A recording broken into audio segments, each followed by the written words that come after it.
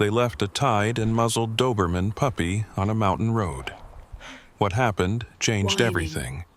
I got the softly. message at 3:17 p.m., just 7 words.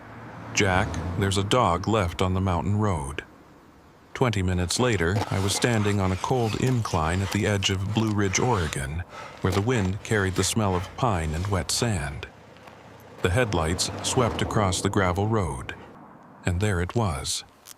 A Doberman puppy, barely 9 months old, was pinned to the dirt by a thick rope cutting so deeply into his belly it drew blood. Hey, you're a good His boy, muzzle huh? was strapped shut with a strip You're a of good dry boy. leather-crusted red at the corners, eyes wide and unblinking.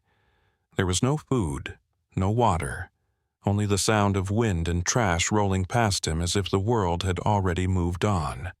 I turned off the engine. Silence fell heavy as lead. He didn't whine, didn't bark, didn't move. He just lay there staring at the drop below like every passing car had been another broken promise.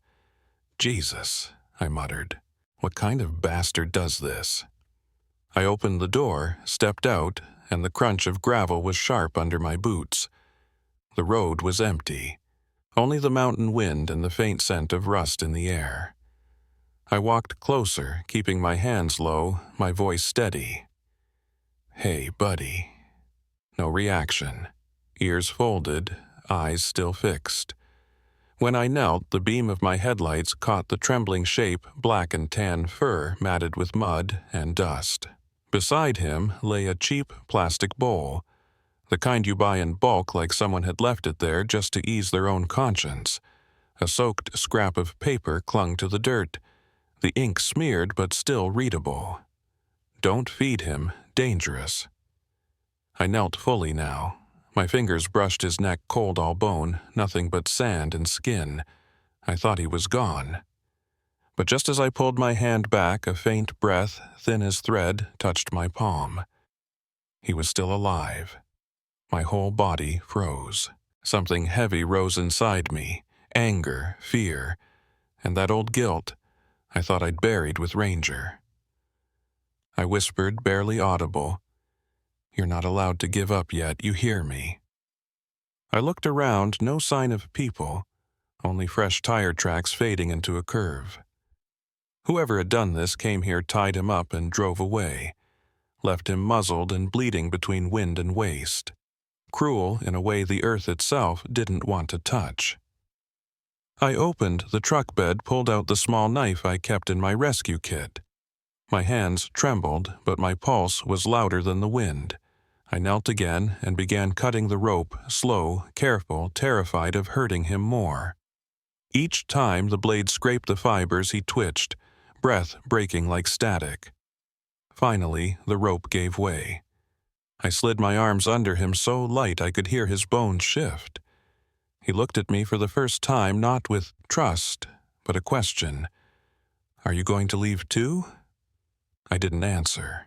I just started undoing the leather around his muzzle inch by inch until the last strap came free. He opened his mouth, gasped like he'd just been given permission to exist.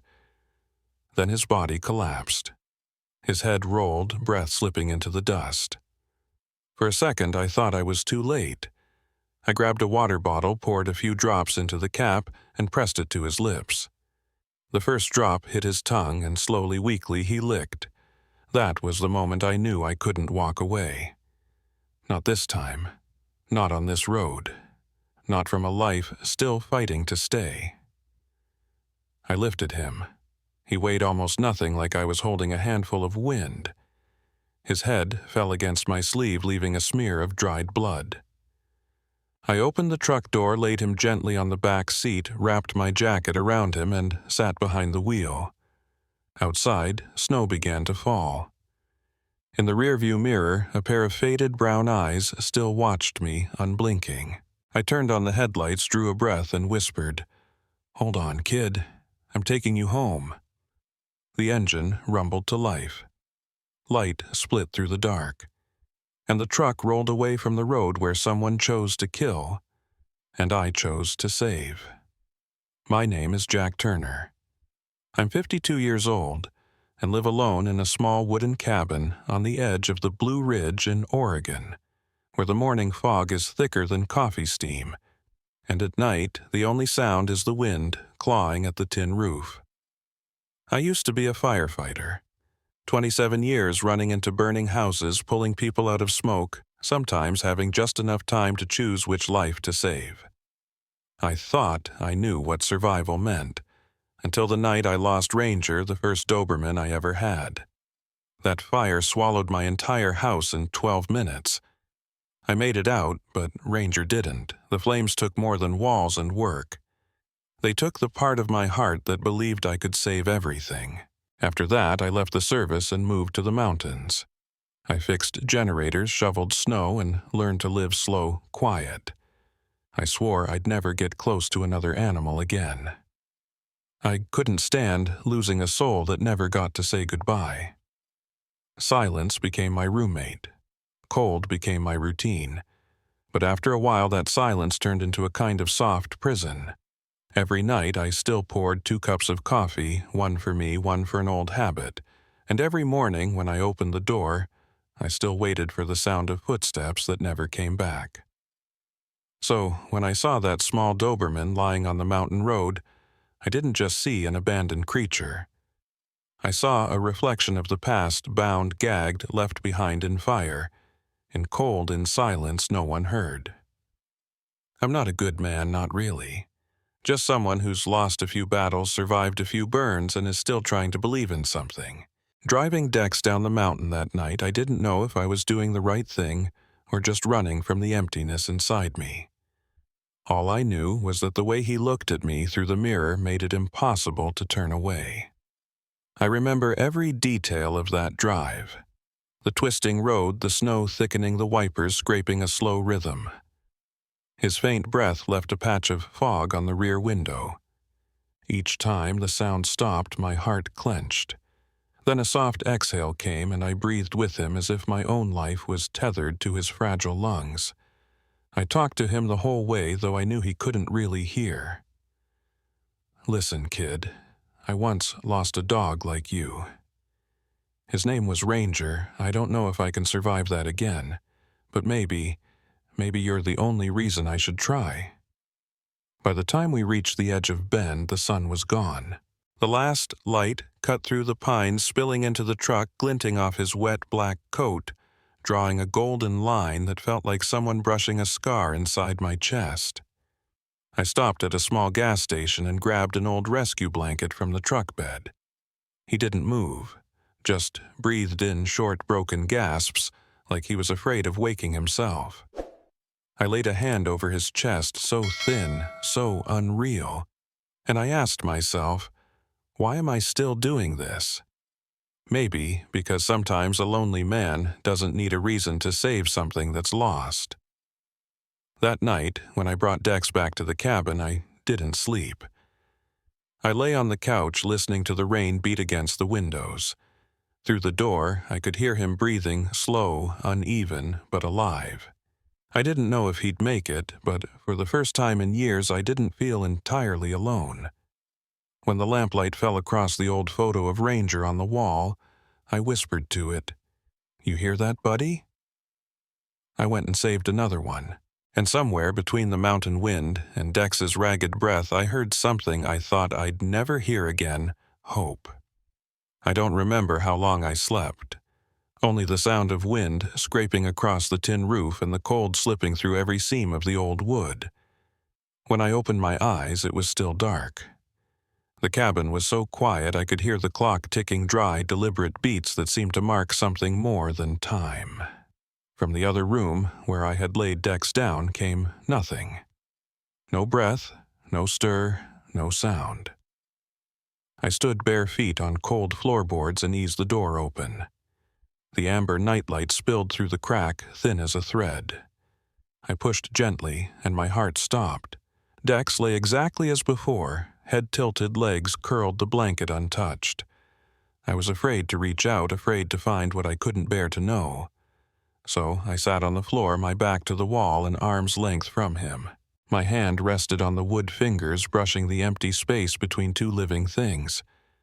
I sat like that for minutes, or maybe centuries, until, in the stillness, a faint tremor stirred the air. A breath, so small it could have been imagined. I leaned closer, his chest lifted barely like the flicker of a candle, trying not to die. "Good boy," I whispered. My voice sounded foreign, cracked like wind moving through gravel. I don't know if he heard, but his right ear twitched just once, the smallest movement I'd ever seen, and yet it felt like witnessing a miracle. I bent lower and placed my palm on his back. Warm. Not much, but real. Dex was alive. I grabbed a warm towel, wrung it out, and wrapped it gently around his neck. His wet fur clung to the skin, revealing red welts where the rope had bitten deep. The smell of rust and mud mixed with the gasoline on my jacket, a scent I should have hated. But in that moment it was the smell of life. On the table, the old radio hummed out a faint country tune, Willie Nelson's voice half lost in static. I set a bowl of water beside his muzzle. No movement. I dipped my fingers, touched his cracked lips, and left a single drop to slide down. Dex licked once, but that single motion was the first heartbeat of something I hadn't felt in years' hope. I sat beside him, watching his breathing even out, sometimes stuttering as if he were trying to understand why he was still here. I remembered something a vet told me long ago. Animals don't believe in the future. They only believe in the moment. If that moment is safe, they stay. I understood that better than ever. And tonight, I had to make this moment safe. I pulled the blanket higher, covering his belly. Every time he moved, my pulse jumped, terrified I'd wake death itself. Sometimes he trembled, not from cold, but from fear. The kind of fear born in creatures taught that human hands only bring pain. I didn't touch him again. I just sat there, letting him know I wasn't leaving. Around 2 a.m, he opened his eyes for the first time. Muddy brown, dull, heavy with exhaustion. But they found me. They really looked. Not with panic, but with a quiet question. "Am I safe?" I bent closer, my voice low and rough. "Yeah, kid, you're safe now." And in that moment, the cabin wasn't cold anymore. The lamp cast a soft gold over the wooden walls, catching the tiny glimmer in his eyes. And I realized what lay on that floor wasn't just a discarded dog. It was a soul learning what trust meant again. I stayed awake until dawn crawled through the window and spilled pale light across the room. Dex had fallen back asleep, breathing, steady, legs tucked in. I leaned against the wall, hand still near him, touching the fragile warmth that tethered us both. Outside, the pines began to whisper, snow melted into droplets, and I heard a sound I hadn't heard in years, the sound of life. The next morning was clear, but cold enough to cut through skin.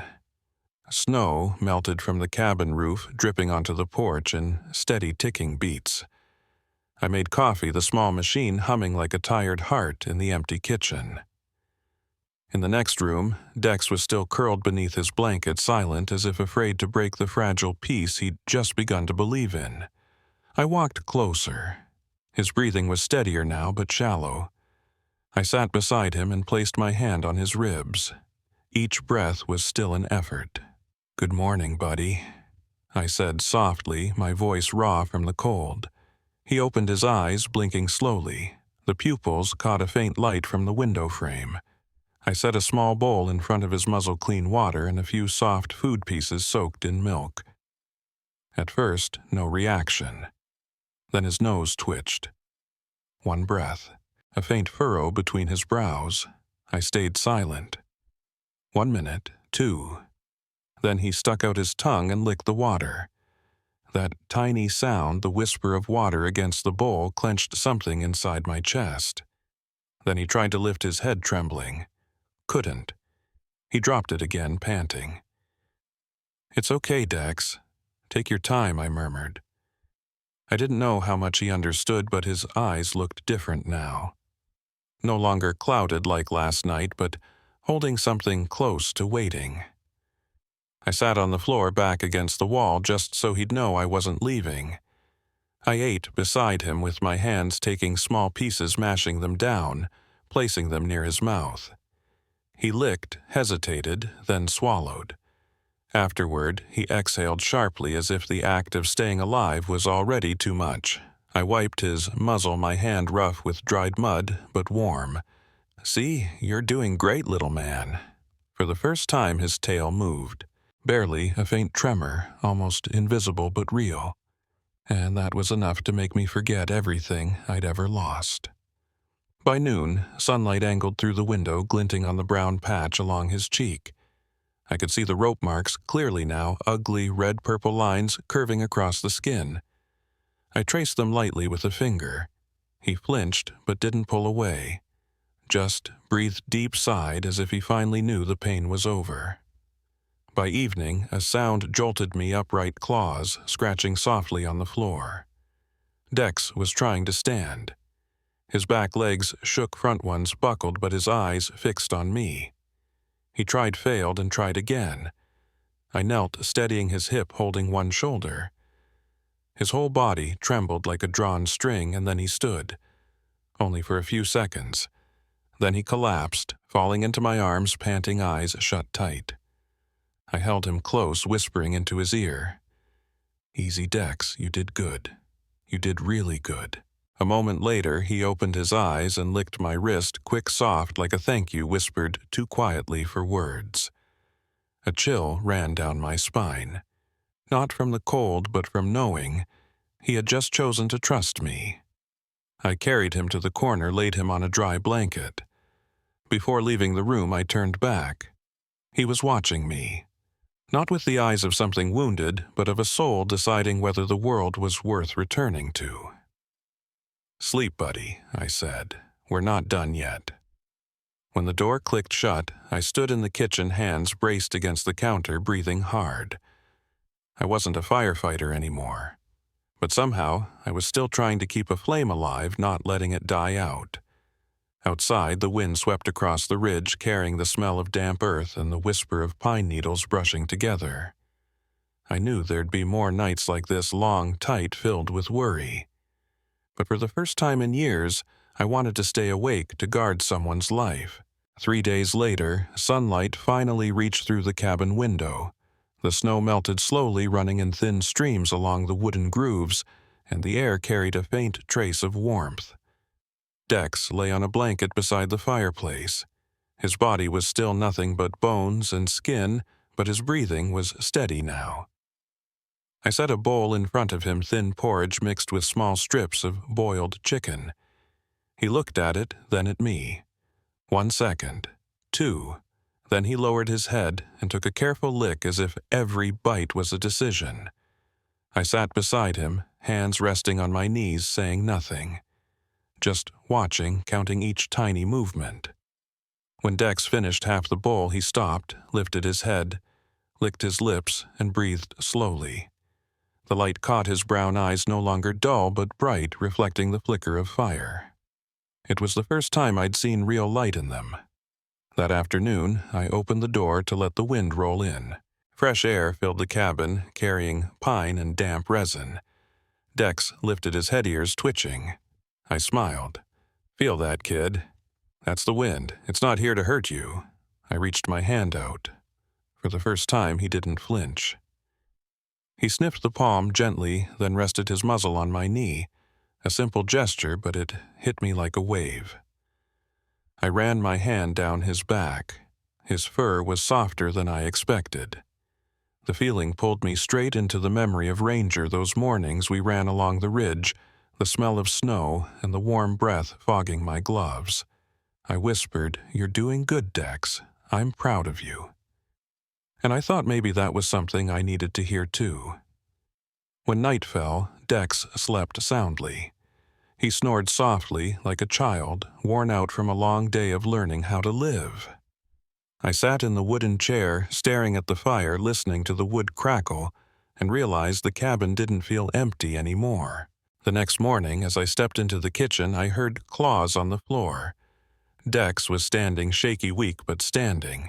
I froze, my heart stuttering. He took one step, then another. On the third, his back leg slid out, and he fell, no whimper, no cry. Just turned his head toward me with eyes that said, "See, I'm still trying." I knelt smiling. "Yeah, I see you." I wiped the mud from his chest and let him try again. He took 3 more steps, slow, crooked, but each one a small victory.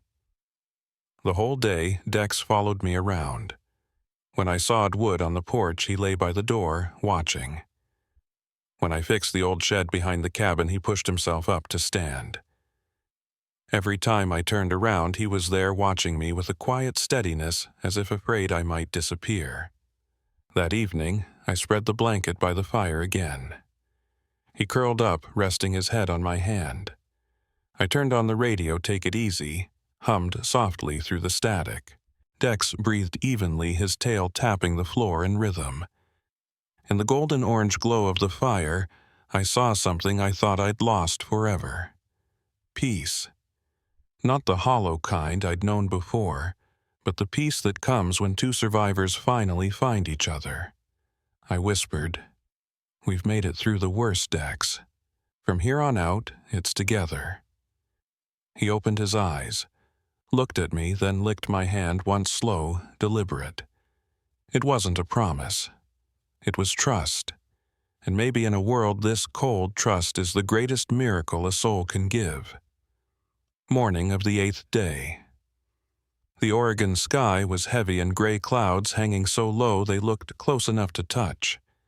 Wind swept through the pines outside the window, carrying a strange chill, the kind that whispers something is about to change. Dex lay in his usual corner beside the fireplace.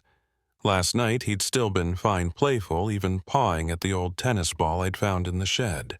But this morning, when I set the bowl down, he didn't move, didn't lift his head, didn't look at me. I bent closer. His breathing was fast, shallow chest rising too quickly. I pressed my palm to his ribs. The heartbeat was strong but erratic, out of rhythm. "Dex," I called softly. No response. A faint choking sound escaped his throat. Dry, thin, not a bark, but the sound of something trying to stay alive. My heart dropped out of my chest. The world narrowed to the sound of that breath, and a memory ranger breathing just like that the night he died. My hand clenched around the leash, shaking.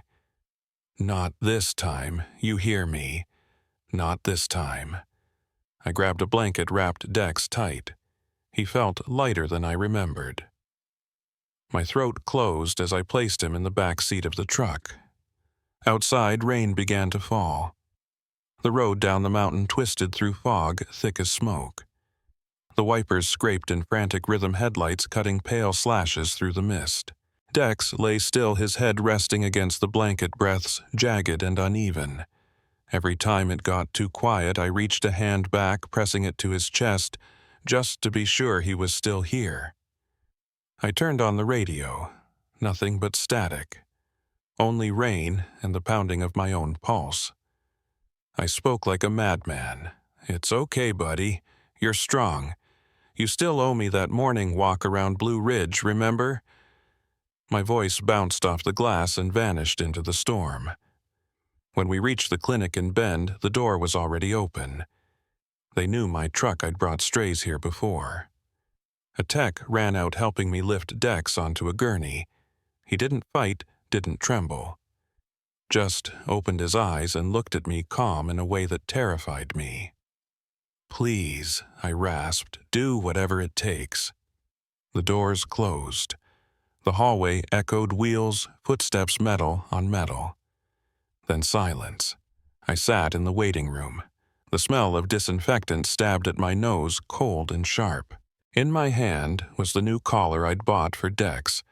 Dark brown leather with silver letters, Dex, safe now.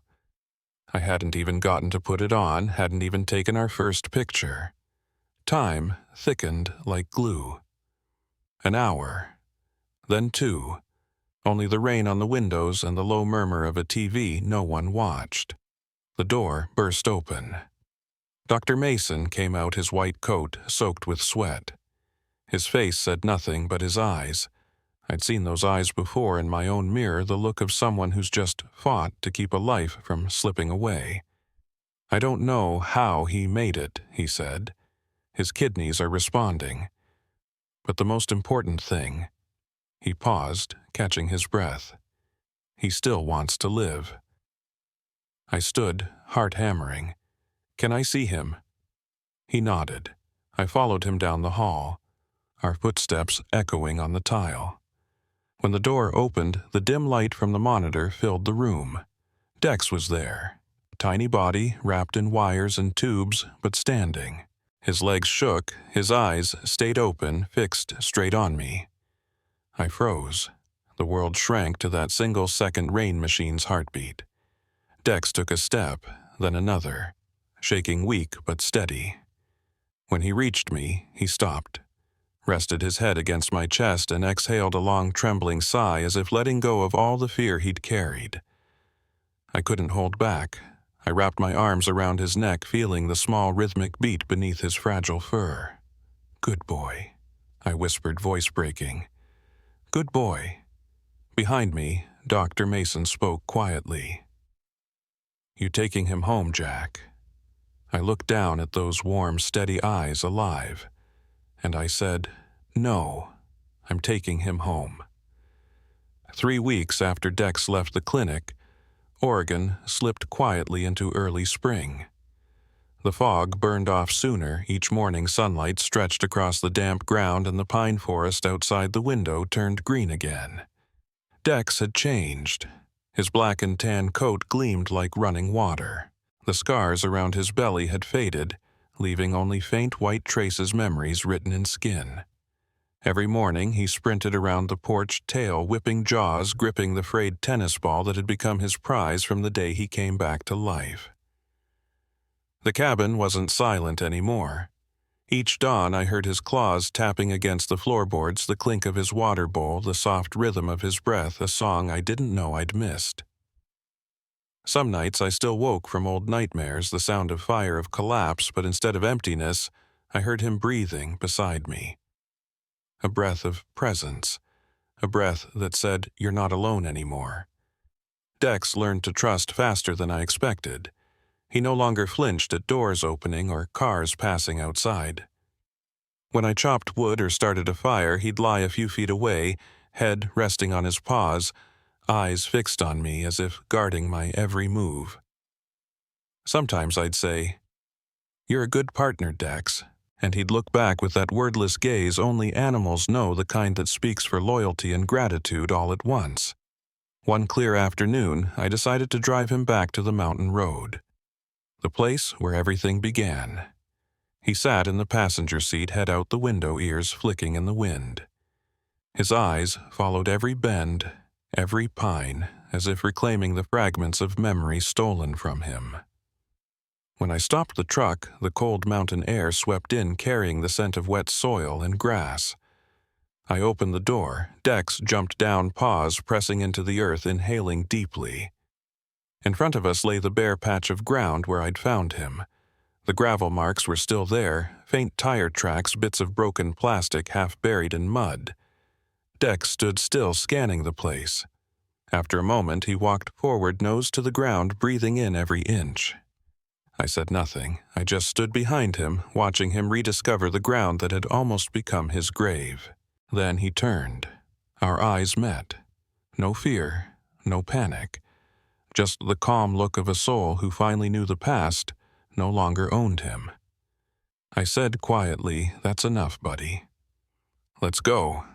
He came to my side, lifted his head, and walked toward the road leading down the valley. I followed. The wind passed through the trees, whispering like a blessing. When the truck turned around, Dex kept looking out the rear window. For a second, I thought he might be afraid, but he wasn't. He just looked, then turned back, resting his head on my arm, exhaling a peaceful breath that told me he'd closed that chapter. That night, back at the cabin, Dex lay on the rug beside the fire. The flames danced light, glimmering in his eyes. I ran my hand along his back, feeling warmth flow into my palm, the kind of warmth a lonely man doesn't find often. I whispered, "You know, Dex, I thought I was saving you, but maybe you were the one pulling me out of the ashes." He lifted his head, licked my wrist in answer beyond words. I sat still, letting the moment breathe. Outside, the snow on the roof began to melt, dripping onto the ground, each drop echoing like the heartbeat of a world coming back to life. And I realized there are meetings not written in any plan, but they save both souls. Some creatures never speak yet teach us how to listen to our own hearts. Dex wasn't a miracle. He was the reason I still believe kindness exists, and sometimes the life we save is the one that saves us. If you ever see a lost animal, don't look away. If you ever hear a faint cry carried by the wind, stop. Because sometimes 1 second, 1 action, 1 moment of compassion can change 2 lives. Dex was once left behind in the dark, but because someone cared, he's here now, safe, calm, breathing in the light. Share this story. Support rescue shelters, foster families, and the souls still waiting to be seen. Because sometimes the ones we rescue are the ones who rescue us right back.